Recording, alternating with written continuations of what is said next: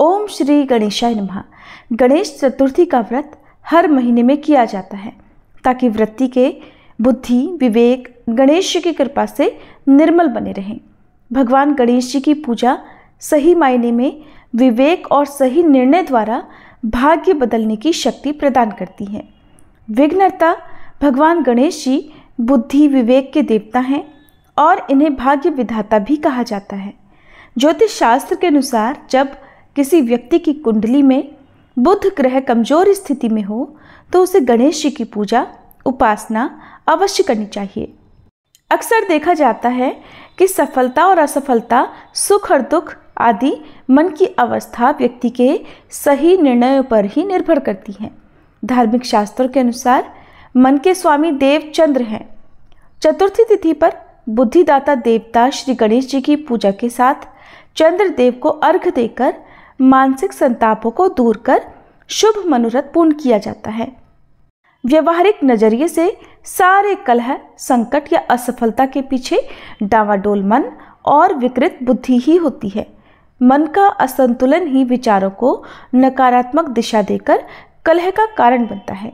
यही कारण है कि मानसिक अशांति और मन की चंचलता को वश में करने के लिए संकष्टी गणेश चतुर्थी हो या विनायक चतुर्थी हो, इस पर्व पर भगवान गणेश के साथ साथ चंद्र देवता की उपासना का महत्व बताया गया है। और संकष्टी चतुर्थी के दिन महिलाएं या भक्त उपवास रखकर व्रत की कथा भी पढ़ती अथवा सुनती हैं, क्योंकि बिना कथा के कोई भी व्रत अधूरा रहता है। इसलिए प्रिय श्रोताओं, भगवान गणेश जी से सद्बुद्धि प्राप्त करने के लिए आप सबको भी सच्चे मन से आज की इस कथा का पूर्ण रसपान अवश्य करना चाहिए। कथा को बीच में अधूरा नहीं छोड़ना चाहिए। आज ज्येष्ठ मास के कृष्ण पक्ष की संकष्टी चतुर्थी है। कृष्ण पक्ष में आने वाली चतुर्थी संकष्टी और शुक्ल पक्ष में आने वाली चतुर्थी को विनायक चतुर्थी कहते हैं। इस बार 16 मई दिन शुक्रवार को एकदंत संकष्टी चतुर्थी का व्रत रहेगा और इस दिन चंद्रोदय रात 10:29 पर होगा। चंद्र देवता को अर्घ्य देकर ही व्रत पूर्ण माना जाता है। आइए श्रोताओं, अब हम सभी भगवान गणेश जी को प्रणाम करके संकष्टी चतुर्थी व्रत की कथा का रसपान करें। वक्रतुंड महाकाय सूर्यकोटि समप्रभा निर्विघ्नं कुरु मे देव सर्व कार्येषु सर्वदा। हे विघ्नहर्ता गजानन, आप सूर्य के समान तेजस्वी विशाल स्वरूपधारी और करुणामय हैं। कृपया हमारी इस कथा में अपनी मंगलमयी उपस्थिति प्रदान करें और इसे निर्विघ्न रूप से पूर्ण होने का आशीर्वाद दें। हम अल्प बुद्धि साधक हैं। हमारे शब्दों उच्चारण भाव या भावना में अगर कोई त्रुटि हो जाए तो हाथ जोड़कर क्षमा याचना करते हैं। हे गणपति, हमारी मन वचन और कर्म की सभी भूलों को क्षमा कर हमें सत्य श्रद्धा और भक्ति के मार्ग पर स्थिर रखें। आपकी कृपा से ही ये कार्य सफल हो सकता है। ओम श्री गणेशाय नमः। एक समय देवी पार्वती जी ने गणेश जी से पूछा, हे पुत्र, ज्येष्ठ मास की चतुर्थी का किस प्रकार पूजन करना चाहिए? इस महीने के गणेश जी का क्या नाम है? भोजन के रूप में कौन सा पदार्थ ग्रहण करना चाहिए? इसकी विधि का आप संक्षेप में वर्णन कीजिए। तब गणेश जी ने कहा, माते, ज्येष्ठ कृष्ण चतुर्थी सौभाग्य और पति प्रदायिनी है। इस दिन मूषक रथा नामक गणेश जी को भक्ति पूर्वक पूजना चाहिए। इस दिन घी निर्मित भोज्य पदार्थ अर्थात हलवा लड्डू पूड़ी आदि बनाकर गणेश जी को समर्पित करें। हे माते, द्वापर युग में राजा युधिष्ठिर ने इस प्रश्न को भगवान कृष्ण से पूछा था और उसके उत्तर में जो कुछ भी भगवान कृष्ण ने कहा था मैं उसी इतिहास का वर्णन करता हूँ। आप श्रद्धायुक्त होकर सुनिए। श्री कृष्ण ने कहा, हे राजा युधिष्ठिर, इस कल्याणदात्री चतुर्थी का जिसने व्रत किया और उसे जो फल प्राप्त हुआ, मैं उस पूर्वकालीन इतिहास का वर्णन कर रहा हूँ, उसे सुनिए। सतयुग में सौयज्ञ करने वाले एक पृथु नामक राजा हुए। उनके राज्य में दयादेव नामक एक ब्राह्मण रहते थे। वेदों में निष्णात उनके 4 पुत्र थे। पिता ने अपने पुत्रों का विवाह गृहसूत्र के वैदिक विधान से कर दिया। उन 4 बहुओं में बड़ी बहू अपनी सास से एक दिन कहने लगी, हे सासू जी, मैं बचपन से ही संकट नाशन गणेश चतुर्थी का व्रत करती आई हूँ। मैंने अपने पिता के घर में भी इस शुभदायक व्रत को किया है। अतः हे माते, आप मुझे यहाँ व्रत अनुष्ठान करने की अर्थात व्रत रखने की अनुमति प्रदान करें। पुत्र वधू की बात सुनकर उसके ससुर ने कहा, हे बहू, तुम सभी बहुओं में श्रेष्ठ और बड़ी हो। तुम्हें किसी प्रकार का कोई कष्ट नहीं है और ना ही तुम भिक्षुणी हो। अभी तुम्हारा समय उपभोग करने का है। और ये गणेश जी कौन है? फिर तुम्हें भला उपवास करके करना ही क्या है? कुछ समय के बाद बड़ी बहू गर्भवती हो गई। 10 मास के बाद उसने सुंदर बालक को जन्म दिया। उसकी सास बराबर बहू को व्रत करने से मना करती रही। बहू ने अपने सास ससुर जी से व्रत रखने का कई बार अनुरोध किया, लेकिन उन दोनों ने ही व्रत छोड़ने के लिए बहू को बाध्य कर दिया। समय बीता तो बहू का पुत्र विवाह योग्य हुआ, किंतु व्रत भंग होने के कारण गणेश जी क्रोधित हो गए और उसके पुत्र के विवाह समय में वर वधु के सुमंगली के समय उसके पुत्र का अपहरण कर लिया। इस अनहोनी घटना से मंडप में खलबली मच गई। सब लोग व्याकुल होकर कहने लगे कि वर कहाँ गया, किसने अपहरण कर लिया। बारातियों द्वारा ऐसा समाचार पाकर उसकी माता अपने ससुर दयादेव से रो रो कर कहने लगी, हे ससुर जी, आपने मेरे गणेश चतुर्थी व्रत को छुड़वा दिया है, जिसके परिणाम स्वरूप ही मेरा पुत्र गायब हो गया है। अपनी पुत्र वधू के मुख से ऐसी बात सुनकर ब्राह्मण दयादेव बहुत दुखी हुए। उनकी पुत्रवधू और भी दुखी हुई। फिर दयादेव ब्राह्मण ने अपनी पुत्रवधू को संकटनाशन गणेश चतुर्थी का व्रत करने की अनुमति दे दी। अब पुत्रवधू हर महीने संकटनाशन गणेश चतुर्थी का व्रत करने लगी। इसके बाद कुछ समय की बात है, जिस कन्या से उसके पुत्र का विवाह होने वाला था, उस कन्या के घर एक वेदज्ञ और दुर्बल ब्राह्मण भिक्षा के लिए गया। ब्राह्मण ने कहा कि हे बेटी, आज मुझे भिक्षा में इतना भोजन दो कि मेरी भूख शांत हो जाए। उस ब्राह्मण की बात सुनकर धर्मपरायण कन्या ने उस ब्राह्मण का विधि पूर्वक पूजन किया। भक्ति पूर्वक भोजन कराने के बाद उसने ब्राह्मण को वस्त्र आदि दिए। कन्या की सेवा से संतुष्ट होकर ब्राह्मण कहने लगा, हे कल्याणी, हम तुम पर प्रसन्न हैं। तुम अपनी इच्छा के अनुकूल मुझसे वरदान प्राप्त कर लो। मैं ब्राह्मण वेशधारी गणेश हूँ और तुम्हारी भक्ति के कारण ही यहाँ आया हूँ। ब्राह्मण की बात सुनकर कन्या हाथ जोड़कर कहने लगी, हे विघ्नेश्वर, यदि आप प्रसन्न हैं तो मुझे मेरे पति के दर्शन करा दीजिए। कन्या की बात सुनकर गणेश जी ने उससे कहा, हे सुंदर विचार वाली, जो तुम चाहती हो वही होगा। तुम्हारा पति शीघ्र ही आएगा। कन्या को इस प्रकार का वरदान देकर गणेश जी वहीं अंतर्ध्यान हो गए। फिर उसी समय की बात है कि सोम शर्मा नामक ब्राह्मण एक वन में से उस ब्राह्मण के बालक को नगर में ले आए। अपने पौत्र को देखकर दयादेव ब्राह्मण बहुत प्रसन्न हुए। बालक की माता की प्रसन्नता की तो सीमा ही नहीं रही। साथ ही संपूर्ण नगरवासी भी बड़े खुश हुए। बालक की माता ने अपने पुत्र को हृदय से लगा लिया और कहने लगी कि गणेश जी की कृपा से ही मैंने अपने खोए हुए पुत्र को प्राप्त किया है और उसे नए वस्त्र आभूषणों से सजा दिया। दयादेव ब्राह्मण तो बार बार सोम शर्मा को प्रणाम करके कहने लगे, हे द्विजराज, आपकी कृपा से मैंने खोए हुए पुत्र को प्राप्त किया हुआ है। मेरा खोया हुआ बालक घर में आ गया। सोम शर्मा को फिर सुस्वादु भोजन कराकर धोती दुपट्टा से विभूषित करके गोदान दिया। फिर से मंडप का निर्माण करके विधि पूर्वक वैवाहिक कार्य संपन्न किया। इससे सभी नगरवासी प्रसन्न हुए और वह भाग्यशालिनी कन्या भी अपने पति को पाकर धन्य हो उठी। ज्येष्ठ मास के कृष्ण पक्ष की चतुर्थी तिथि मनुष्यों के मनोरथ को पूर्ण करती है। इस दिन स्त्री पुरुषों को एकदंत गणेश जी की पूजा करनी चाहिए। इस प्रकार संकष्टी चतुर्थी की व्रत कथा सुनाते हुए गणेश जी अपनी माता पार्वती से कहते हैं, हे माते, पूर्व कथित रीति से भक्ति पूर्वक जो व्यक्ति इस व्रत को और पूजन को करेंगे, उनकी संपूर्ण इच्छाएं गणपति की कृपा से पूरी होंगी। तब गणेश जी कहते हैं कि भगवान श्री कृष्ण ने राजा युधिष्ठिर से कहा, हे राजन, भगवान गणेश जी के व्रत का ऐसा ही महात्म्य है।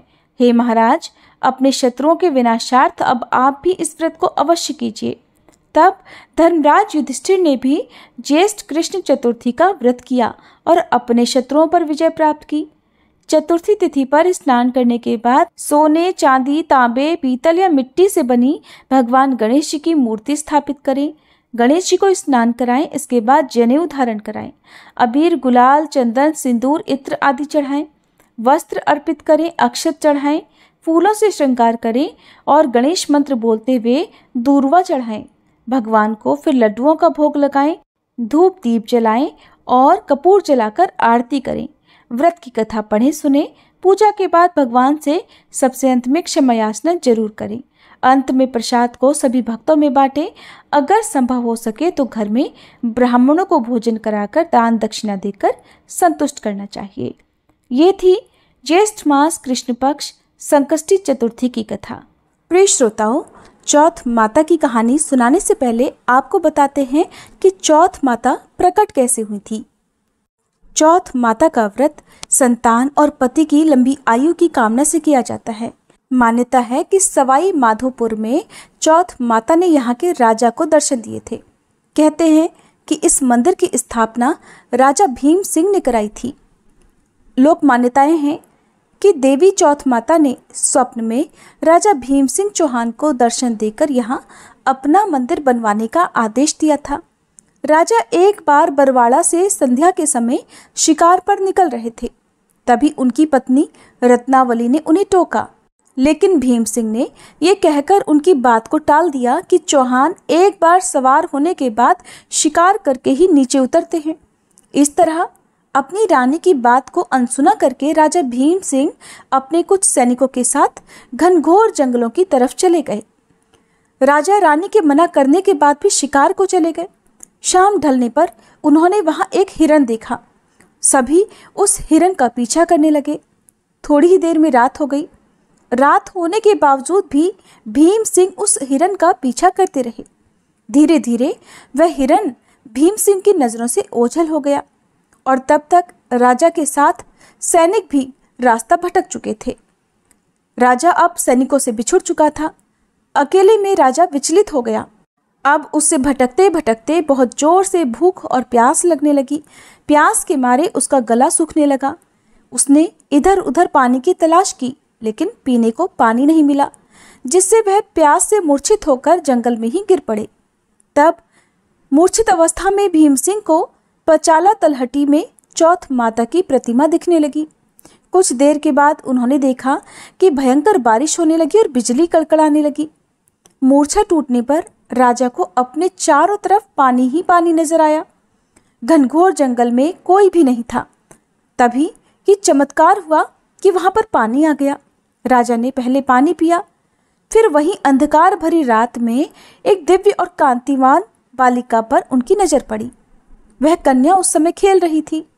राजा ने उस कन्या को इस भीषण वन में देखा तो पूछा कि बालिके, तुम इस जंगल में अकेली क्या कर रही हो? तुम्हारे माँ बाप कहाँ पर हैं? कन्या ने तोतली वाणी में कहा, हे राजन, तुम ये बताओ कि तुम्हारी प्यास बुझी या नहीं। ऐसा कहकर वह कन्या अपने असली देवी रूप में आ गई। तब राजा उनके चरणों में गिर पड़ा और कहने लगा, हे आदिशक्ति महामाया, मुझे आपसे कुछ नहीं चाहिए। अगर आप मुझ पर प्रसन्न हैं तो हमारे प्रांत में ही हमेशा निवास करें। तब तथास्तु कहकर वह देवी अदृश्य हो गई। राजा को उनकी जगह पर वहां चौथ माता की एक प्रतिमा मिली। उसी चौथ माता की प्रतिमा को लेकर राजा बरवाड़ा की ओर लौट पड़ा। बरवाड़ा पहुंचते ही राजा ने राज्य में पूरा हाल कह सुनाया। तब पुरोहितों की सलाह पर संवत 1451 में बरवाड़ा की पहाड़ की चोटी पर माघ कृष्ण चतुर्थी को विधि विधान से उस प्रतिमा को मंदिर में स्थापित कराया गया। ऐसा कहा जाता है कि तभी से आज तक इसी दिन यहाँ चौथ माता का मेला लगता है। संकष्टी चतुर्थी हो या करवा चौथ का व्रत हो, लोग भारी संख्या में यहाँ पर मंदिर में दर्शन करने के लिए आते हैं और भक्तों को चौथ माता पर पूरा विश्वास होता है। कहा जाता है कि ये मंदिर विशेष तौर पर विवाहित जोड़ों के लिए है। सुहागिन स्त्रियां करवा चौथ के त्योहार के अवसर पर यहाँ अपने सुहाग की रक्षा के लिए प्रार्थना करती हैं। ऐसी मान्यता है कि चौथ माता देवी गौरी का ही एक रूप है और इनकी पूजा करने से अखंड सौभाग्य का वरदान तो मिलता ही है, साथ ही दाम्पत्य जीवन में भी सुख बढ़ता है और परिवार के सभी सदस्य भी सुखी और निरोगी रहते हैं। संतान की उम्र लंबी होती है और चौथ माता की कृपा से परिवार में कभी कोई विपत्ति नहीं आती। अब सुनिए चौथ माता की कथा। एक बार एक नगर में एक बूढ़ी माँ रहती थी। वो अपने बेटे को हर संकट से बचाने के लिए 12 महीनों की चौथ का व्रत करती थी। हर चौथ को पंसारी से थोड़ा सा गुड़ और घी लेकर 4 लड्डू बनाती, एक बेटे को देती, एक से पूजा करती, एक हथकार के लिए निकालती और एक चंद्रमा उगने पर खुद खा लेती थी। एक बार उसका बेटा ताई से मिलने गया। उस दिन चौथ का दिन था। ताई ने भी व्रत रखा था। उसने ताई से पूछा कि माँ तो 12 चौथ करती है। तब ताई बोली, तेरी माँ तेरी कमाई से तरमाल खाने के लिए 12 चौथ करती है। तू परदेश जाए तो वो एक भी चौथ नहीं करेगी। लड़के को लगा ताई सच कह रही है। घर आकर उसने अपनी माँ से कहा, माँ मैं परदेश जा रहा हूँ, यहाँ तू मेरी कमाई खाने पीने में ही उड़ा देती है। माँ ने समझाकर रोकना चाहा पर बेटा नहीं माना। माँ ने उसे साथ ले जाने के लिए चौथ माता के आंखें दिए और कहा, मुसीबत में ये आंखें तेरी सहायता करेंगे। तब वह बेटा आंखें लेकर रवाना हो गया। घूमते हुए एक दूसरे नगर में जा पहुंचा। उसने देखा एक बूढ़ी माँ रोती जा रही थी और पुआ बनाते जा रही थी। उसने कारण पूछा तो बूढ़ी माँ ने कहा, बेटा इस नगर की पहाड़ी पर एक दैत्य रहता है। पहले वह नगर में आकर कई लोगों को खाने के लिए मार देता था। अब राजा हर घर से एक आदमी उस दैत्य के पास भेजता है और आज मेरे बेटे की बारी है, इसलिए रो रही हूँ और उसी के लिए पुए भी बना रही हूँ। तब लड़का बोला, तू पुए मुझे खिला दे, तेरे बेटे की जगह मैं चला जाता हूँ। तब बूढ़ी माँ ने खीर पुए उसे खिला दिए। खा पी कर वह सो गया। रात को राजा के सैनिक आए तो बूढ़ी माँ ने उसे भेज दिया। दैत्य के सामने पहुंचने पर उसने चौथ माता की आंखें दैत्य की तरफ फेंक कर कहा, हे चौथ माता, अगर मेरी माँ मेरी सलामती के लिए व्रत करती है तो दैत्य का सिर कट कर गिर जाए। कहते ही तुरंत दैत्य का सिर कट गया। लड़का वापस आ गया। अब राजा ने उसे उपहार देकर विदा किया। चलते हुए वह एक दूसरे राजा के नगर में जा पहुंचा। इस राज्य में आवा तभी पकता था जब एक इंसान की बलि दी जाती थी। सिपाहियों ने उसे पकड़कर आवे में चुन दिया। लड़के ने आंखें आवे में डाले और कहा, हे चौथ माता, अगर मेरी माँ मेरे लिए व्रत करती है तो ये आवा मेरे लिए मेरी बलि लिए बिना ही झट से पक जाए। आवा तुरंत पक गया। आवे में से मिट्टी की जगह सोने चांदी के बर्तन निकले। लड़का बोला, बर्तन धीरे धीरे निकालना, कहीं मुझे ना लग जाए। राजा ने उसे निकलवाया और उससे पूछा कि इस आवे में से तुम बच कैसे गए। लड़के ने बताया कि उसकी माँ चौथ माता का व्रत करती है, व्रत के कारण ही वह बच पाया। राजा को विश्वास नहीं हुआ। उसने एक चांदी की सुराही मंगवाई और कहा कि सुराही की नली से निकलकर दिखाओ, तभी मुझे विश्वास होगा। लड़के ने चौथ माता को एक बार फिर से याद करके आंखें सुराही में डाले और कहने लगा, मैं भंवरा बनूं, सुराही से निकलूं। लड़का भंवरा बनकर तुरंत सुराही से निकल गया। अब तो राजा ने प्रसन्न होकर राजकुमारी का विवाह उसके साथ करवा दिया और सभी लोगों को चौथ माता का व्रत करने के लिए कहा। उधर अब लड़के को अपनी माँ की याद आई। उसने राजा के पास जाकर खुद के नगर जाने की इच्छा जाहिर की। राजा ने रथ, घोड़े, हाथी और खूब सारा दान दहेज देकर उन्हें विदा कर दिया। चौथ के दिन वह लड़का अपने नगर पहुंचा। वह अकेला पंसारी के यहाँ माँ का इंतजार करने लगा। सोचा चौथ है तो माँ यहाँ जरूर आएगी। थोड़ी ही देर बाद लकड़ी टेकती हुई उसकी माँ उसे आते हुए दिखाई दी। बेटा माँ के चरणों में गिर पड़ा। कहने लगा, माँ मैं तेरा बेटा हूँ, मुझे माफ कर दो। माँ ने उसे उठाकर गले लगा लिया। अब तो लोग चौथ माता की जय जयकार करने लगे। उस नगर के अब सभी लोग चौथ माता का व्रत करने लगे। हे चौथ माता, जैसे बूढ़ी माँ और उसके बेटे की सहायता आपने की, वैसे ही हम सब की भी करना। कहानी कहने और सुनने वाले पर भी कृपा करना। प्रेम से बोलो चौथ माता की जय। अब सुनिए चौथ माता की आरती।